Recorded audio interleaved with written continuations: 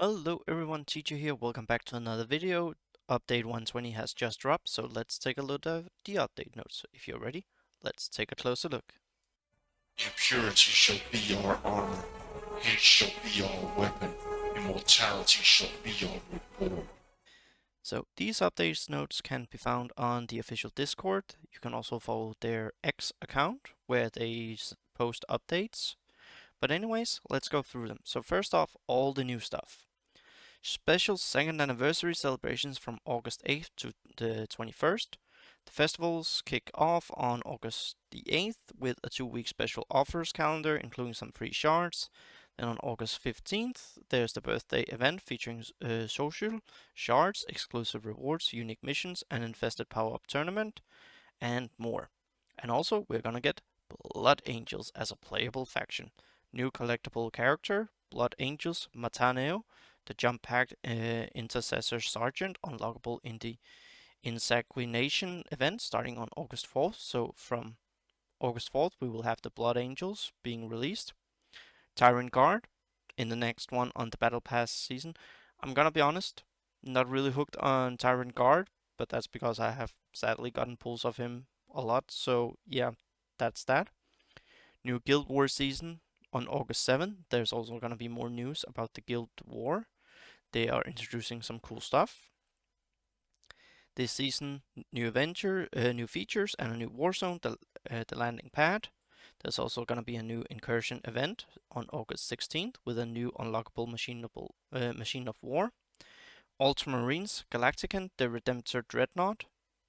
So there we have it, the next machine of war. There's going to be new campaign battles, Mirror Elite Samhain, parts 1 and 2. Upcoming legendary event, Blood Angels Mephistion, Lord of Death, unlockable in the first Angels of Death event, starts August 25th. Gonna be interesting, looking forward to that one. Upcoming quest events, Dark Angels, Barraquail, Deathwing Terminator on August 7th. So it's gonna be a lot of stuff in August. With all Imperial excluding Space Wolf as allies. Necrons Immospec Hexmark Destroyer on August 28th with Necrons and Adeptus Mechanicus as allies. Gonna be interesting. Tournament Arena, July 31st. Draft power-ups rule set, 72 hours. Machines of War can be deployed. Max rarity cap, rare. August 15th. Infested power-up rule set, 7 days. Epic cap, also allowing Machines of War. Added 3 new Onslaught tiers and 2 new Salvage run tiers. So I have these from the official Discord, just by the way. I just posted them over into a Word document. New stuff, arena changes. Since the addition of the incursion mode introduced many new playable battles each season, we decided to significantly decrease the number of arena tokens by increasing the token regeneration time from 83 to 144 minutes, plus maximum arena tokens reduced from 17 to 15, victory process crates, reduced number of victories needed to open the crates to account for this change. Some of the crates in the 5 lowest league reward arena battle tokens to make up for the decrease in tokens generation for players who haven't necessarily unlocked all game modes. I really enjoy this because when I started playing the game, I really liked playing this kind of arena, but then it got really grindy, so I'm rarely down to below 5 arena tokens. Significantly increased the number of XP books rewarded during character release events. Really lovely that we are gonna get more books. Arena battles now give 10 points per skull, up from 7. Incursion battles now reward 5 battle pass points instead of 3 to make up for the reduction in battle pass points received from arena battles and to align the reward with other game modes. Note, missions that require to play arena battles have been adjusted accordingly, effective now. Improvements, guild bosses. New guild boss UI visuals for Mortarion as he's a Primarch. Guild War. There's gonna be more about guild bosses. Guild War, new feature. Priority target. During a running war, guild leaders can now mark a zone for all guild members as priority target via a new button in the attack screen. I really like this because if you're not paying too much attention, having it visually because you maybe not have a lot of time, then this can really help you. New feature, auto enlist check button available for all guild members that are enlisted and use at least 5 attack tokens during a war. Yes, this is so massive, the fact that we have an auto enlist button. Really cool. I'm enjoying it, and again, I can just say Snowpoint, they are making good progress on stuff like this. They introduced it season 1, and then they're adding more and more good stuff. Once it is used the first time in a season, it will be automatically checked again in each later war in which the player spends at least 5 attack tokens. If the box is checked at the end of a war, the player will be enlisted directly for the next war within the same zone and with the same defending lineup that they used in the war before. Really great. New war zone and layout and buffs, Vox Station, Valkyrie Strike, global buff. At the end of the first, third, and fifth defender turn, marks a hex anywhere on the battlefield. At the beginning of the defender's next turn, units on the target hex and all surrounding hexes are hit with Hellstrike missiles, dealing high blast damage. So this means that the Vox Station now has higher priority to be killed before it was just basically for points, but now there's actually incentive to kill it. Landing pad, new places. Angels of Death regional buff. At the beginning of the third defender turn, summons 2 jump pack intercessors for the defender. Okay, that's cool. Remove the garrisons from the layout, replaced with landing pad for this round, not necessarily forever. Okay, that's good. Visual improvement to the lineup screen. Cool. Machines of War. Incursion battles with 3 medals can now be rated when repeating a tier.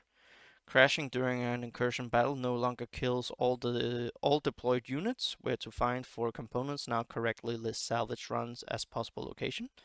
Really cool. I haven't gotten to legendary yet, so the whole rating, but I guess if you want to min-max and you keep going with the same machines of war, then I really like this button. So again, kudos to Snowpoint. Certain ability descriptions have been updated with the new keyword charging, replacing variations of has moved into contact with its melee target this turn. That's cool. And the behavior of these abilities is now consistent.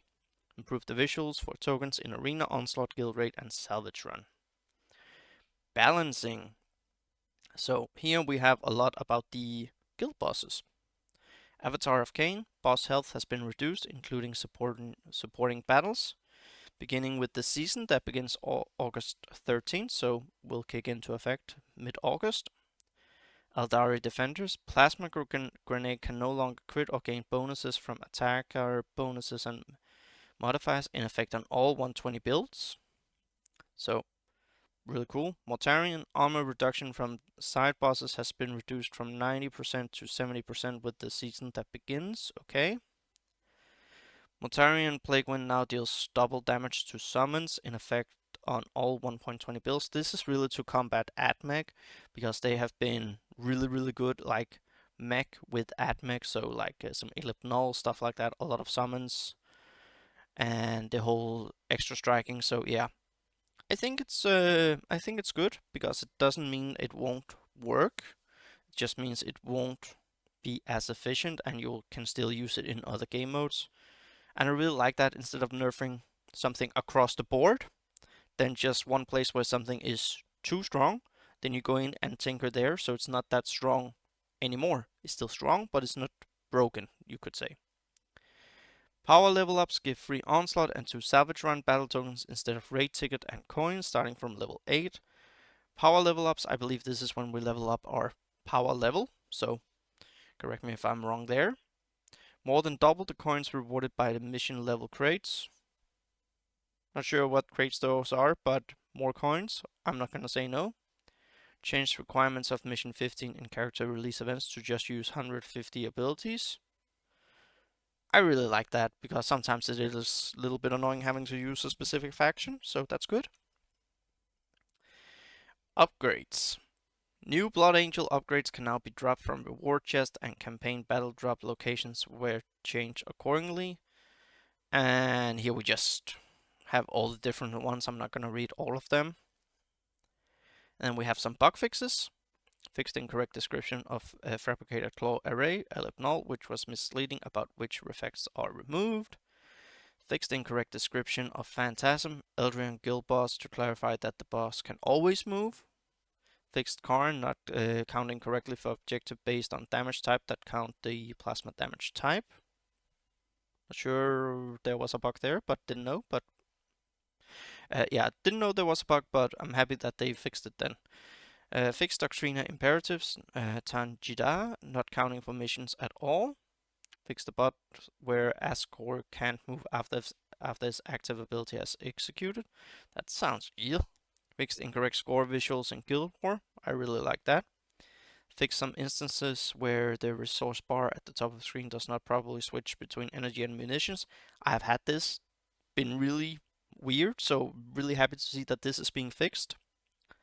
Fix some instances where raid tickets would be shown instead of war credits while in the workshop. I believe I've also had that one, so I'm happy to see that those visual bugs have been fixed. Fix green dot for battle pass missions not appearing when opening the battle pass tab. Haven't had that one luckily, but I'm happy to see it fixed. Fix Night Shroud, Sibyl Divine, expiring too fast in battles with more than 2 teams. Infested TA, Octarius Mirror campaign battles. Adjusted visuals for an impassable tile in one of the For the Skull Throne stages for Karn. Multi-hex units now correctly take damage from Demonic Ordnance, Forge Fiend if they're standing on an effective hex that is on fire, even if not all the hexes they stand on are on fire. That's really good, always love that, so you can actually get the full benefit all the time from your Machine of War if you gun Forge Fiend. Fixed alignment of Baraquiel Avatar. Not sure what that is.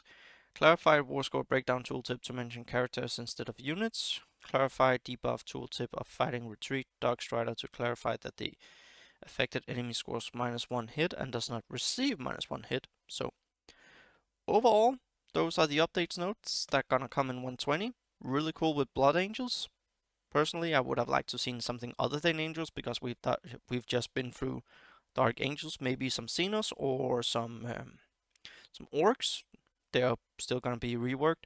What I would like to see at this point are the teams that are only 4-man being completed to 5-man, but that will definitely come in the future.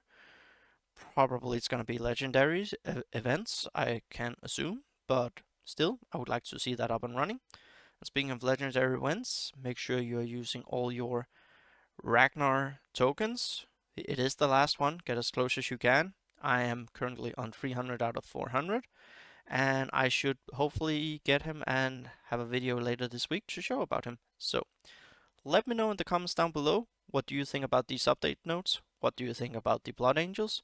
And what do you think about the 2nd anniversary that we know so far? See you all next video.